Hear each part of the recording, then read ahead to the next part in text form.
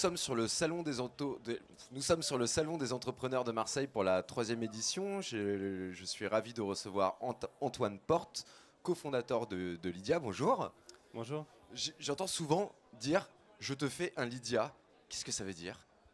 Alors, je te fais un Lydia, c'est un nouveau mot qui est utilisé pour remplacer je te fais un virement.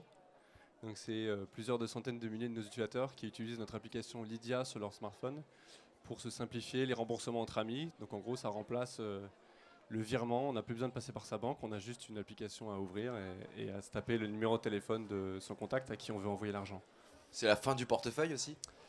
Ça peut être bientôt. Est-ce que le smartphone va finir par remplacer entièrement le portefeuille? Je pense que oui, à terme. En tout cas, ce qu'on remplace tout de suite, c'est les virements bancaires et de plus en plus les chèques et les espèces. Concrètement, Lydia, ça représente quoi en termes de collaborateurs, de chiffre d'affaires, de levée de fonds? Alors, on a fait plusieurs levées de fonds pour un montant total d'un peu plus de 10 millions d'euros. C'est 40 collaborateurs basés à Paris. Et c'est aujourd'hui un peu plus d'1 million d'utilisateurs en France. D'accord. Et parmi ces utilisateurs, vous avez mis en place récemment un partenariat avec Franprix. Est-ce que vous pouvez nous expliquer sur quoi il repose ce partenariat? Absolument. Donc, l'ancienne Franprix voulait s'intéresser aux nouveaux modes de paiement en magasin. Alors, regardez ce qu'il y avait sur le marché. Et Lydia est sortie du lot. Premièrement, parce qu'on a beaucoup d'utilisateurs en France, de plus en plus. Et deuxièmement, parce que je pense que la cible qu'il souhaite adresser avec ce nouveau moyen de paiement était celle qui utilisait déjà l'application Lydia, à savoir principalement des jeunes gens, des digital natives comme on les appelle, qui ont entre 18 et 35 ans. Donc concrètement, comment ça se passe si je vais à Franprix et que j'ai l'application Lydia pour régler mes courses? Bah alors, tout d'abord, la caissière va scanner l'ensemble de vos produits que vous souhaitez acheter, Donc ça, comme d'habitude. Et la différence, c'est que vous allez pouvoir utiliser votre téléphone que vous avez souvent déjà dans la main. Vous ouvrez l'application, vous tapez le montant que vous devez régler à la caisse. Ça génère un QR code de paiement que vous présentez à la caissière qui va utiliser le même scanner de produit pour scanner cette fois votre téléphone. Et ça va débiter votre moyen de paiement que vous aurez choisi. Et vous aurez payé comme ça. Comment vous les avez convaincus, Franprix? Ça a été Alors, difficile? ça a été difficile plus ou moins. Ce qui était difficile, c'est de prendre notre temps pour créer un produit adapté aux besoins des Français. Et une fois qu'on a atteint une forme de masse critique d'utilisateurs, ben, ça a commencé à intéresser des enseignes et Franprix est l'une des premières à nous avoir choisis. Et c'est quoi un petit peu les contraintes et les bénéfices de travailler avec un groupe majeur de la grande distribution? Est-ce qu'il y en a? Alors des contraintes, il n'y en a pas beaucoup. C'est sûr, il faut s'adapter à leur process, à leur problématique de mise en place, de formation du personnel. Mais par contre, il y a beaucoup d'avantages. Le premier, c'est que ça permet à nos utilisateurs de régler dans l'ensemble des points de vente de l'enseigne. Et donc ça permet d'aller un peu plus loin dans cette révolution des paiements mobiles. Et ça commence à devenir enfin une réalité en France. Puis ça vous aide à grandir, j'imagine. Bien sûr, nous, depuis le début, l'idée, c'est non pas de créer un mode de paiement supplémentaire qui serait en plus de la carte, les chèques, les espèces. L'idée, c'est vraiment à terme de créer un mode de paiement universel qui puisse être utilisé dans toutes les situations du quotidien pour le particulier.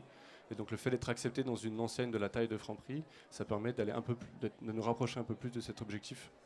Et il y a un partenariat qui est en cours, qui va bientôt être annoncé avec Cdiscount. Vous pouvez nous en dire un petit peu plus? Alors vous êtes bien informés. Donc comme je disais, mode de paiement universel. Aujourd'hui, de plus en plus, on paye depuis son mobile sur des sites ou sur son ordinateur. Et il fallait donc évidemment que Lydia permette également de payer en ligne. Et la première grande enseigne qu'on va annoncer dans quelques jours qui prend Lydia, c'est Cdiscount. Donc désormais, quand vous réglez vos achats sur Cdiscount, vous avez le choix entre soit taper vos numéros de carte bancaire, soit en un clic valider le paiement avec l'application Lydia. Il rentre dans le capital, Cdiscount? Il ne rentre pas dans le capital, non. Le paiement sur smartphone, c'est quelque chose qui marche beaucoup en ce moment. Il y a beaucoup de startups qui se lancent là-dedans. Comment vous gérez un petit peu la concurrence? Alors je pense que la concurrence, même si effectivement on dit souvent qu'il y a beaucoup d'acteurs, il n'y a toujours pas assez d'acteurs, en tout cas pas assez d'acteurs pertinents, puisque encore aujourd'hui la France est plus ou moins en retard quand même dans les pays occidentaux sur le déploiement de ce nouvel usage qu'est le paiement mobile. Donc plus il y aura d'acteurs pertinents, mieux ce sera, parce qu'il y a un marché qui est gigantesque. Aujourd'hui, il n'y a pas plus de solutions de paiement mobile que de banques, donc ça veut dire qu'il y a encore de la place, et on a encore beaucoup de retard à rattraper, donc plus il y aura d'acteurs pertinents, et mieux ce sera. D'accord. Et qu'est-ce qu'on peut vous souhaiter pour 2018 de réussir ce partenariat avec Cdiscount?